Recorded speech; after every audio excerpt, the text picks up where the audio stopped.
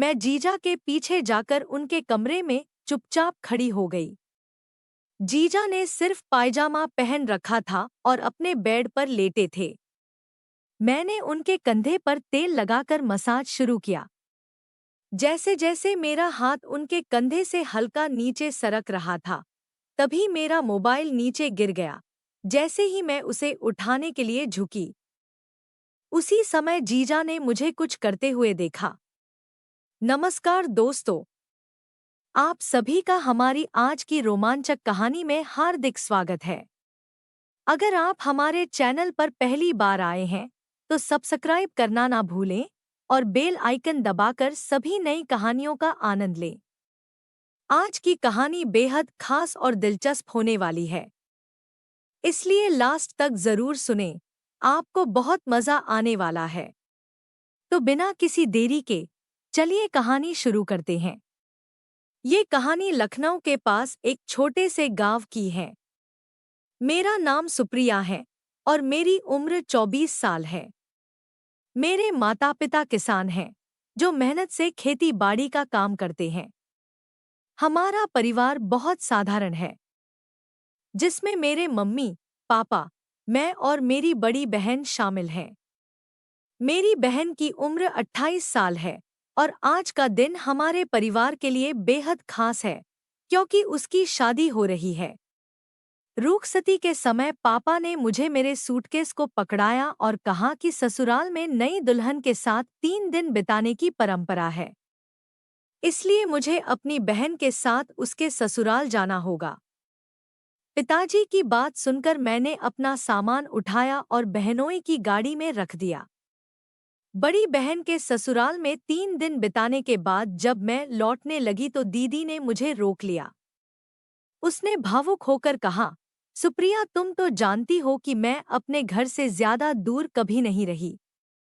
Mummy papa की बहुत याद आती है। कुछ और दिन मेरे पास रह लो। इसी बीच बहनोई भी घर लौटे और अपनी पत्नी के पास जाकर उसे गले में हाथ डालते हुए बड़े स्नेह से कहा, जब मेरी प्यारी दुल्हनिया इतनी विनती कर रही है, तो तुम्हें कुछ और समय यही बिताना चाहिए। मैं अपनी बड़ी बहन को मना नहीं कर सकी और अब जब बहनोई ने भी इतने प्यार से कहा था, तो मैंने कुछ और दिन रुकने का फैसला किया। एक दिन दीदी और उनके पति बाहर जाने का मन बना रहे थे।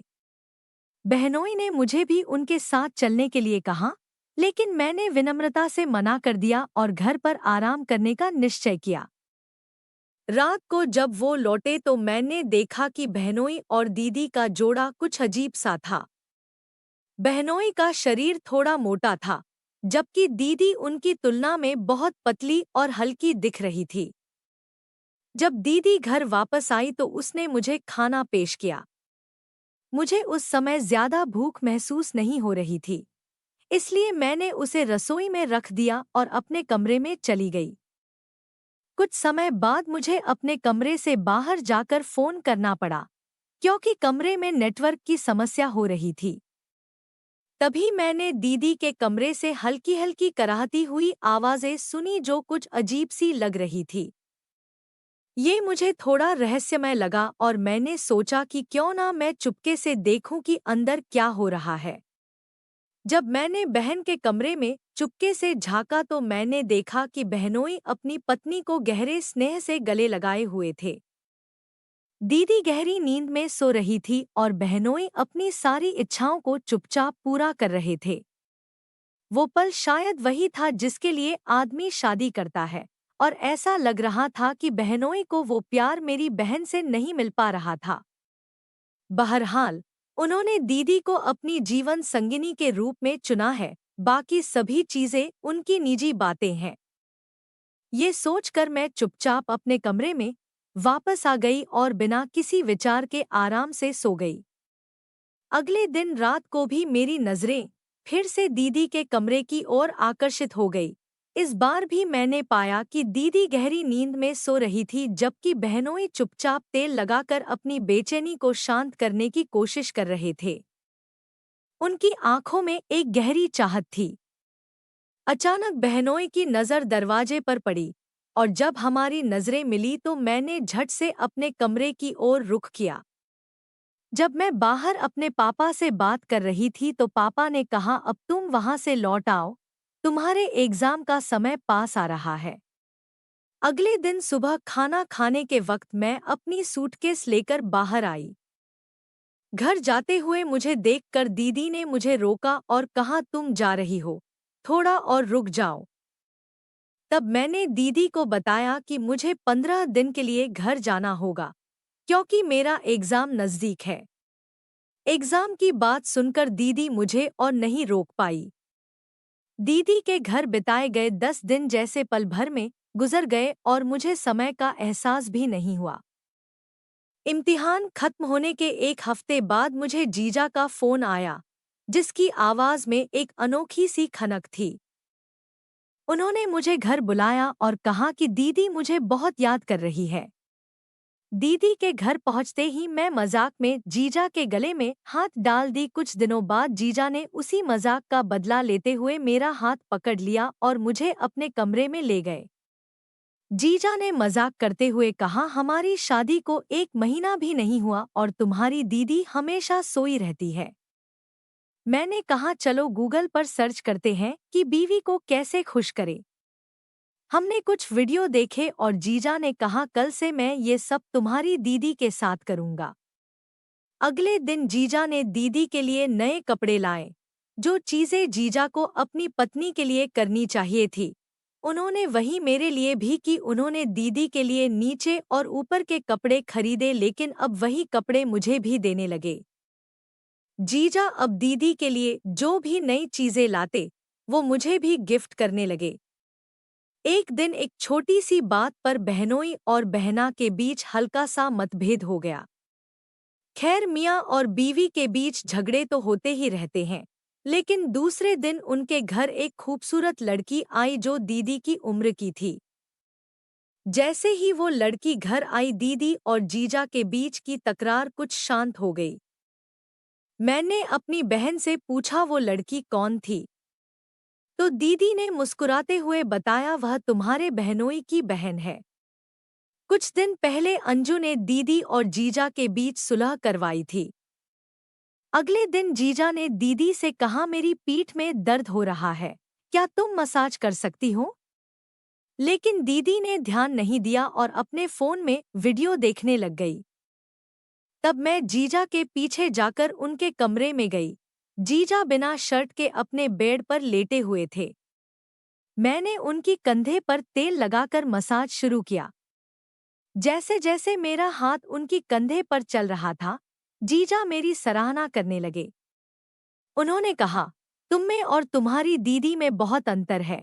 तुम्हारी दीदी सिर्फ शरीर से लंबी है, लेकिन तुम्हारे स्पर्श में एक अलग तरीके का जादू है। बहरहाल, अगले दिन जब मैं वॉशरूम में नहाने गई, अचानक नल से पानी आना बंद हो गया। मैं वॉशरूम से बाहर नहीं निकल सकती थी, इसलिए हमने आवाज लगानी शुरू कर दी थी।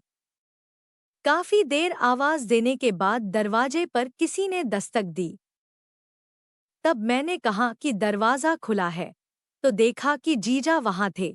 देखकर मैं हैरान हो गई, क्योंकि मैंने सिर्फ हल्का कपड़ा लपेट रखा था जो बेहद बारीक था, जिससे मेरी काया की झलक साफ साफ दिखाई दे रही थी। मैंने जीजा से बताया कि पानी नहीं आ रहा था, तो उन्होंने बाहर से पानी लाकर दिया। नहाकर जब बाहर आई तो दीदी कहीं नहीं दिखी।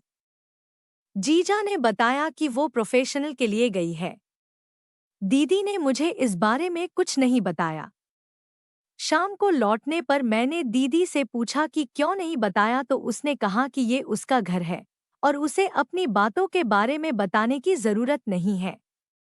दीदी की ये बात सुनकर मुझे गुस्सा आया और मैंने कहा कि उसे अपनी शादीशुदा जिंदगी पर ध्यान देना चाहिए।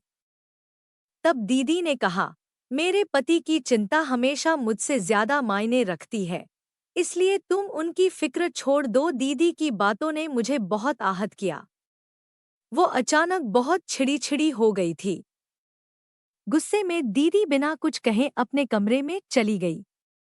बहनोई घर पर नहीं थे और मुझे रोते हुए कमरे में जाते देख जीजा मेरे पास आए।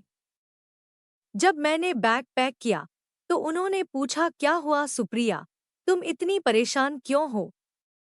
मैंने कहा, दीदी अब मुझे अपनी छोटी बहन भी नहीं समझती।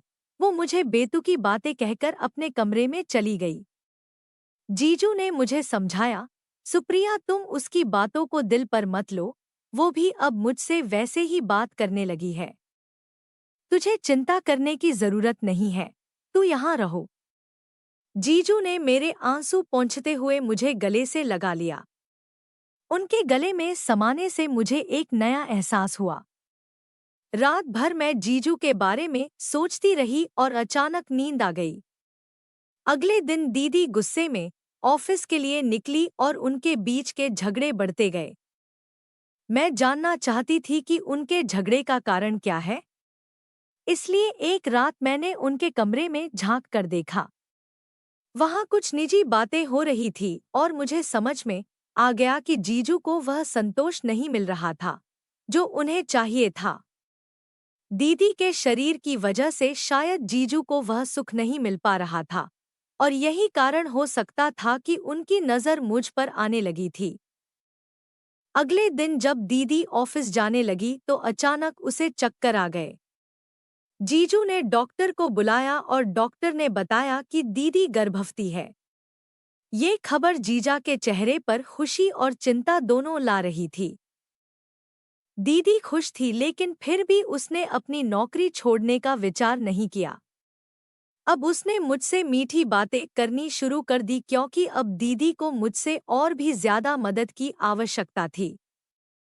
उसने मुझसे कहा, तुम्हें अब जीजू की देखभाल करनी होगी क्योंकि मेरा ध्यान अब पेट में आने वाले बच्चे पर होगा। दीदी की बातों के दौरान जीजू के चेहरे पर कुछ अलग स्वभाव था। रात को जब दीदी दवाई लेकर सो गई तो जीजू मेरे कमरे में आए। उन्होंने कहा, जैसे तुम्हारी दीदी ने कहा अब तुम्हें मेरी भी देखभाल करनी है। आज मुझे एक मसाज चाहिए। मैंने उन्हें मना नहीं किया और मसाज देना शुरू किया। जीजू बोले, कभी कभी तुम्हें देखकर लगता है कि तुम्हें मेरी पत्नी होनी चाहिए थी। तुम में वो सारे गुण हैं जो एक पत्नी में होने चाहिए। तुम्हारा पति तुमसे बहुत खुश रहेगा। उनकी बातों ने मुझे चौंका दिया और गुस्सा आने की बजाय मैंने महसूस किया कि उनके शब्दों का मुंह पर असर हो रहा था। कुछ दिनों बाद एक दिन दोपहर में जीजू और मैं अकेले घर पर थे। मैंने सहजता से जीजू से पूछा, क्या तुम अब दीदी के साथ ठीक हो? मेरा सवाल सुनते ही जीजू का चेहरा बदल गया। उन्होंने कहा, तुम्हारी दीदी की सेहत में बदलाव के कारण मुझे उनसे वो खुशियां नहीं मिल पा रही है जो पहले मिलती थी, और अब मुझे तुम्हें ये बताने में कोई हिचकिचाहट नहीं हो रही। जीजा से बात करते हुए अचानक मेरा मोबाइल गिर पड़ा। जैसे ही मैंने उसे उठाने के लिए झुका मेरी ओढ़नी थोड़ी सी सरक गई। जीजू ने तुरंत मेरी ओढ़नी उठाकर मुझे पहनाई और उनका स्पर्श ऐसा था जैसे उन्होंने मेरे हर भाव को महसूस किया हो। उस पल हमारी नजरें मिली और एक हल्का सा एहसास दिल में छा गया, जैसे वक्त रुक सा गया हो। फिर मैंने धीरे से कहा, क्या आप मुझे एक गिलास ठंडा दूध ला सकते हैं? मेरे शब्द हल्के थे लेकिन अंदर एक अदृश्य कनेक्शन था। जब मेरे जीजा ने दूध लाकर मुझे दिया तो उनका हाथ हल्के से मेरी उंगलियों से टकरा गया और उस पल में मुझे एक अजीब सा एहसास हुआ। उनकी आंखों में कुछ ऐसा था जो मैंने पहले कभी नहीं महसूस किया था। जब मैंने दूध लिया तो उनका ध्यान मुझ पर बहुत गहरे रूप से था। अचानक उनके हाथ से कुछ दूध गिरा और वो पास आ गए, जैसे हर पल में एक नया एहसास था। उन्होंने धीरे से कहा, पहले मैं अपनी पत्नी के साथ था लेकिन अब महसूस कर रहा हूँ कि कुछ चीजें बदल चुकी हैं। मैं चुप रही लेकिन उन शब्दों में एक हलचल थी। फिर हमने धीरे से कहा, मैं तुम्हें अपने ऊपर पूरा हक नहीं दे सकती, लेकिन अगर तुम चाहोगे तो मैं पूरी तरह से तुम्हारी बन सकती हूँ। तुम्हारी आंखों में जो चाहत है वो मेरे दिल को गहराई से महसूस होती है। इस पर मेरे बहनोई मुस्कुराए और धीरे से कहा, ये हक तो मैं कब से तुम्हें देना चाहता था, लेकिन तुम्हारी भावनात्मक स्थिति मुझे पहले नहीं समझ में आई। अब जब तुम तैयार हो तो मैं तुम्हें ये हक देने के लिए पूरी तरह से तैयार हूँ। फिर जीजा ने मेरी पीठ पर हल्के से हाथ रखा और मुझे अपने पास आकर्षक रूप से बैठने के लिए कहा। ठीक उसी क्षण में कमरे का दरवाजा खुला और उनकी बहन अंजू सामने खड़ी थी। वो सब देखकर वो शर्म से लाल हो गई और बोली, भाई तुम ये क्या कर रहे हो? मैंने उससे नजरे से नजरें मिलाकर कहा, तू मेरे जीजा की पत्नी नहीं है। जो सवाल कर रही है, जो हो रहा है उसमें तुम्हारे भाई की सहमति है। मैंने दरवाजा बंद किया, लेकिन अंजू भीतर आकर झगड़ा करने लगी। जीजा ने उसे अपनी बहन कहा था, लेकिन असल में वो उनकी पत्नी थी। उनकी लव मैरिज हुई थी और अंजू के 5 साल बाद भी बच्चे नहीं थे। जीजू अक्सर दीदी की परेशानियों का तिरस्कार करते थे, जिससे उनके बीच तनाव बढ़ता था।